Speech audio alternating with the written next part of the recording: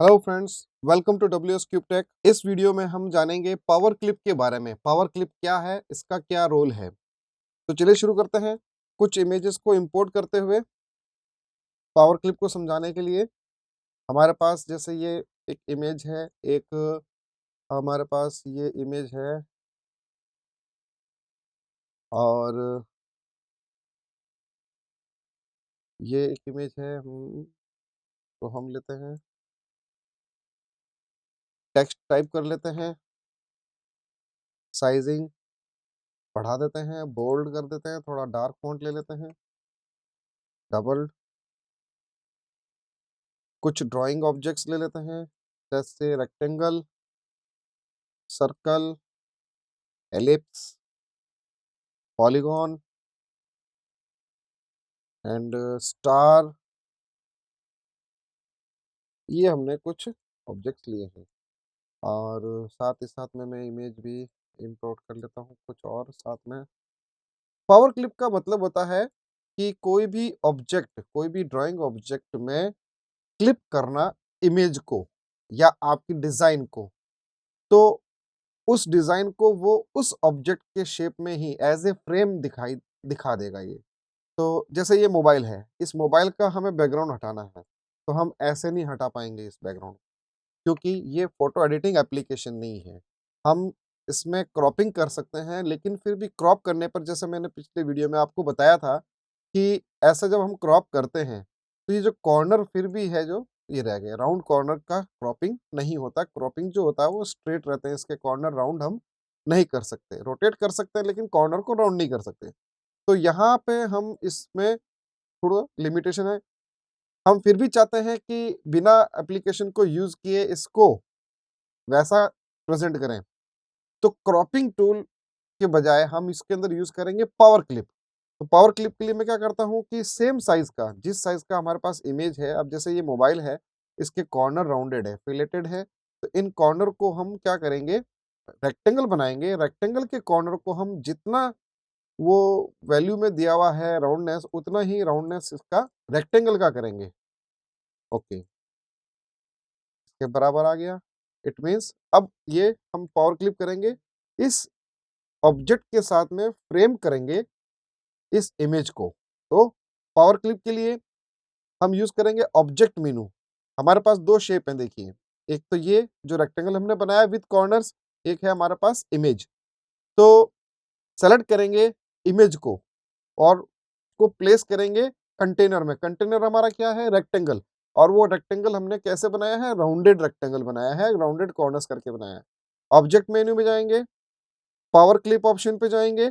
Power clip option में है place inside frame. एक फ्रेम हमें चाहिए, फ्रेम हमने ऑलरेडी बना रखी है, तो हम प्लेस करेंगे, ऑप्शन को यूज करेंगे प्लेस इनसाइड फ्रेम, और फ्रेम बताएंगे हमारा जो रेक्टेंगल है वो।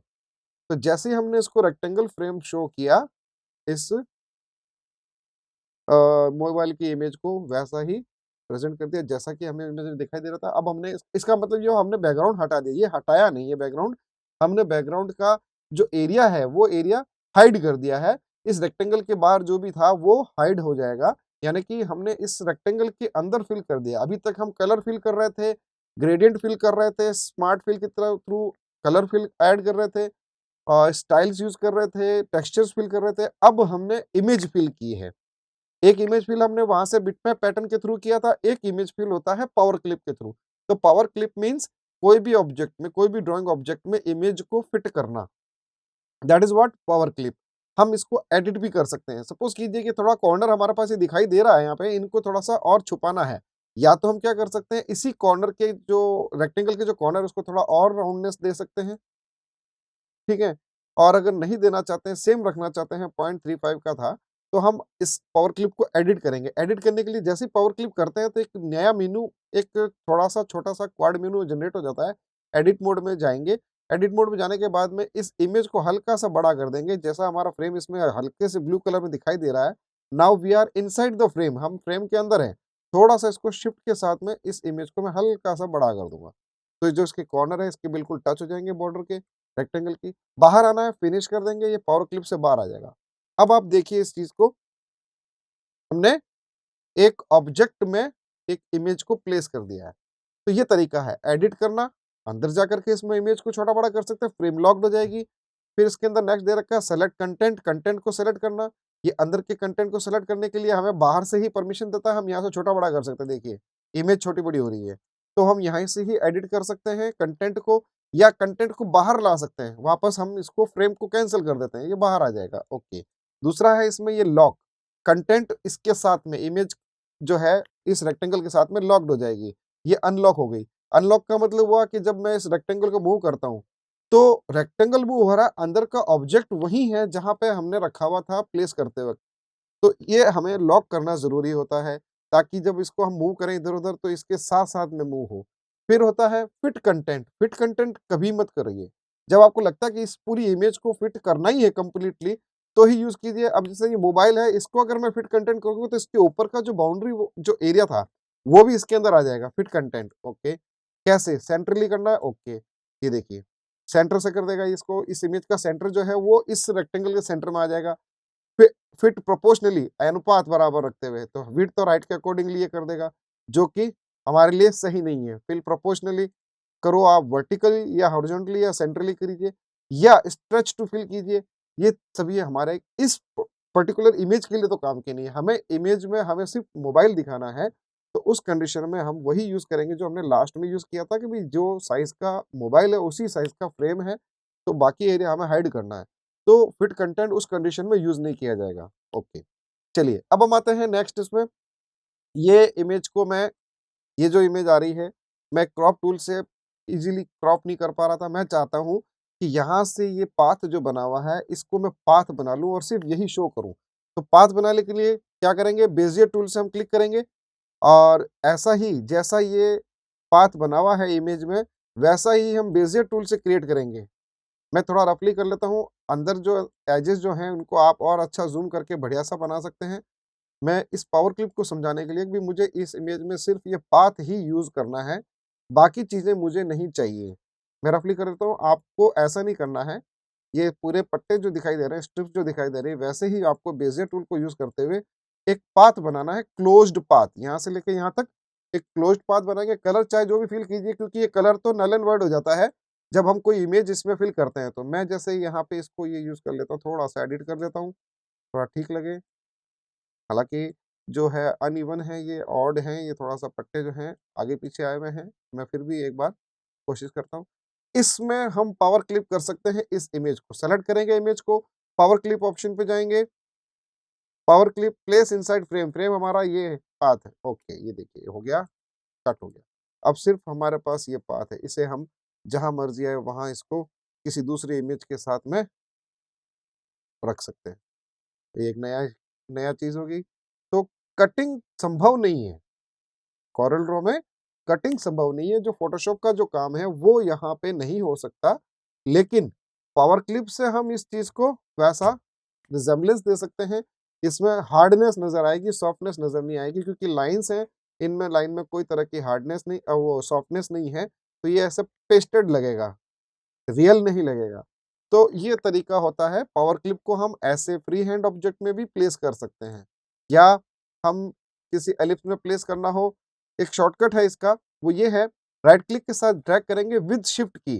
तो जब शिफ्ट की के साथ हम जब यहाँ ला रहे हैं तो एक छोटा-सा इसमें रेक्टेंगल दिखाई दे रहा है dotted.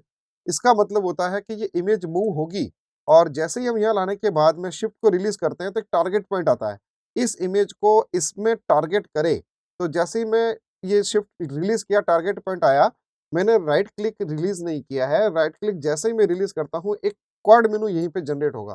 Place power clip inside, इसको पावर क्लिप कर दे। तो राइट क्लिक से ड्रैग किया, वो कहलाता है मूविंग, शिफ्ट को साथ में, और शिफ्ट को रिलीज़ किया तो बनाया उसने टारगेट पॉइंट कि भई इस टारगेट पॉइंट पे, और जैसे ही मैं राइट क्लिक रिलीज़ करूँगा, वो टारगेट पे रिलीज़ हो जाएगी इमेज और इसके अंदर चली जाएगी पावर क्लिप। एक क्वाड मेनू जनरेट होगा। अब हम इसको डबल क्लिक करके भी एडिट कर सकते हैं। एडिट करने के बाद में इससे बाहर आना हो, फिनिश करना हो तो यहाँ फिनिश कर देंगे, या कंट्रोल के साथ में आउटर एरिया पे क्लिक करने पर ये चला जाएगा आउटर पार्ट में। ये इससे बाहर आ जाएगा। इसके अंदर जाना है तो अंदर क्लिक करेंगे कंट्रोल के साथ में लेफ्ट क्लिक, आउटर से बाहर आना है इससे तो बाहर की तरफ लेफ्ट क्लिक कर देंगे कंट्रोल की के साथ में। तो अब देखिए इमेज का जो पार्ट मुझे दिखाना, मैं एडिट कर देता हूँ यहाँ से यहाँ तक। ओके।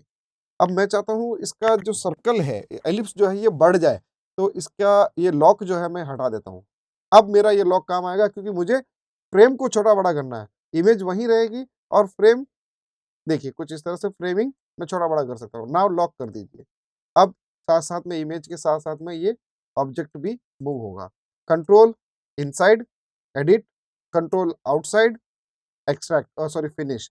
इससे बाहर लाना हो, ऐसे हम राइट क्लिक करके भी एक्सट्रैक्ट कर सकते हैं, राइट क्लिक करके भी एडिट कर सकते हैं, फिट कंटेंट कर सकते हैं। फिट वाले ऑप्शन जो है ये सारे अब हम चाहें तो इसको सेंट्रली कर सकते हैं, प्रोपोर्शनली फिट कर सकते हैं, हाइट वाइज और प्रोपोर्शनली सेंटर वाइज फिट कर सकते हैं, और साथ ही साथ हम इसको कर सकते हैं स्ट्रेच। जितना ये ऑब्जेक्ट बना हुआ उसके अकॉर्डिंगली इसको स्ट्रेच कर दे, तो हॉरिजॉन्टली वर्टिकली ये अनइवन साइज पे इसको फिट कर देगा। ये पावर क्लिप का इसका रोल है। यही चीज मुझे टेक्स्ट में फिट करनी है। ये जो डेजर्ट वाला है इमेज में, जिसमें टेक्स्ट में फिट करना, तो तरीका वही है। आप जो है राइट इसको ड्रैग कीजिए राइट क्लिक के साथ में शिफ्ट को यूज करते हुए, या फिर इमेज सेलेक्ट कीजिए, ऑब्जेक्ट में जाइए, ऑब्जेक्ट मेन्यू में पावर क्लिप में प्लेस इंसर्ट करने पर हमें एक एरो आएगा। उस एरो को दिखाना होगा भाई कहाँ आप टारगेट करना चाहते हो, इधर टेक्स्ट और पॉलीगॉन और सर्कल रेक्टेंगल जहां पर भी। तो मैं यहाँ इसको टेक्स्ट पर ला करके क्लिक करता हूँ, तो ये इस ऑब्जेक्ट के यानी कि जो टेक्स्ट ऑब्जेक्ट हमने बनाया इस फ्रेम के एग्जैक्ट सेंटर में आएगा। ये अगर जरा सा भी इसके ऊपर नीचे होता, जैसे ये मैंने यहाँ रखा है, ठीक है, अब मैं इसको प्लेस करता हूँ, यहाँ से पावर क्लिप करता हूँ, तो ये सेंटर में नहीं आएगा, जो इमेज वहां है वहीं की वहीं रहेगी और बाकी का ऐसे दिखाई देगा। तो बाहर रखिए, फ्रेम से बाहर रखिए, थोड़ा दूर रखिए ऐसे। अब दोनों आपस में टच नहीं हो रहे हैं ऑब्जेक्ट, पावर क्लिक करने पर ये बाय डिफॉल्ट सेंटर में जाएगा। हम अगर जब बताते हैं तो ये बाय डिफॉल्ट सेंटर में जाएगा। तो ये तरीका होता है। अब एडिट करना है, थोड़ा सा हमारा इमेज छोटा है, तो इसको या तो हम क्या कर सकते हैं, फिट कंटेंट कर सकते हैं। फिट कंटेंट में स्ट्रेचिंग कर सकते हैं, पूरा स्ट्रेच हो जाए इसके फ्रेम के बराबर, या फिर हम अपने अकॉर्डिंगली इसको प्रोपोर्शनली कर सकते हैं। कंट्रोल बटन से हम जा करके इसको एडिट कर सकते हैं कि मुझे ऐसा नहीं चाहिए, इस तरह से चाहिए, स्ट्रेच्ड, ऐसा कर सकते हैं। आउटलाइन के लिए हम F12 यूज करते हुए इसके आउटलाइन यूज कर सकते हैं, आउटलाइन में इसको शो करा सकते हैं। ड्रॉप शेडो यूज करने के लिए हम ड्रॉप शेडो टूल लेकर के इसके चारों तरफ एक शेडो अप्लाई कर सकते हैं। ये इनर शेडो आ रहा है, बहुत अच्छा लग रहा है, इसको हम थोड़ा सॉफ्ट कर सकते हैं, तो ये एनग्रेव्ड लगेगा, इस तरह से उभरा हुआ दिखेगा। ये एक अट्रैक्टिव लुक आ जाएगा। आउटलाइन हटा देते हैं तो ये ऐसा दिखाई देगा, ये एम्बोस्ड लेटर की तरह, बेवल्ड की तरह दिखाई देगा। तो ये ड्रॉप शेडो को हम इनर साइड में इस तरह से यूज कर सकते हैं। आउटसाइड आउटर आउटर में यूज करना है तो हम यहाँ से इसका आउटसाइड कर लेंगे, बाहर की तरफ आ जाएगा। यहाँ से इसको हम लाइनियर कर देंगे, स्क्वायर कर देंगे, इसको हटा देंगे, ये ऑप्शन यूज कर लेंगे, ये ऐसा हो जाएगा। दोनों रूल हैं, आप जैसा मर्जी आए वैसा यूज कर सकते हैं। तो कहने का मतलब ये है कि पावर क्लिप से कोई भी इमेज को किसी भी ड्राइंग ऑब्जेक्ट में, चाहे आपका इमेज हो, चाहे आपका स्केच हो, या कोई भी आपने डिजाइन बनाया हुआ, उस पूरे डिजाइन को लिमिट कर सकते हैं किसी फ्रेम के अंदर। ये है पावर क्लिप का मतलब। और ये बहुत ही इंपॉर्टेंट और बहुत ही शानदार टूल है, ऑप्शन है, जिसकी हेल्प से हम लिमिटेशंस कर सकते हैं इमेज की, ड्राइंग की, जो आपने बनाई है डिजाइन की, उसको एक पर्टिकुलर पार्ट में हम शो कर सकते हैं, चाहे वो पार्ट कैसा भी हो, ड्राइंग के शेप में होना चाहिए। जैसे रेक्टेंगल हुआ, पॉलीगॉन हुआ, स्टार हुआ, टेक्स्ट हुआ, इनके अंदर हम कर सकते हैं। या फ्री हैंड, जैसा मैंने ये पुल बनाया है, तो इस पुल को मैंने उसकी बेजियर टूल से ही वैसा बना लिया और उसको यहाँ पे प्लेस कर दिया, पावर क्लिप कर दिया इस फ्रेम के अंदर। तो बेसिकली काम क्या हुआ पावर क्लिप का, फ्रेमिंग करना मल्टीपल ऑब्जेक्ट्स को, सिंगल ऑब्जेक्ट्स को, और उनमें इनमें ड्राइंग ऑब्जेक्ट में, टेक्स्ट में, या फ्री हैंड ऑब्जेक्ट में जो भी हमने बनाया है। That's all for this video. Thank you.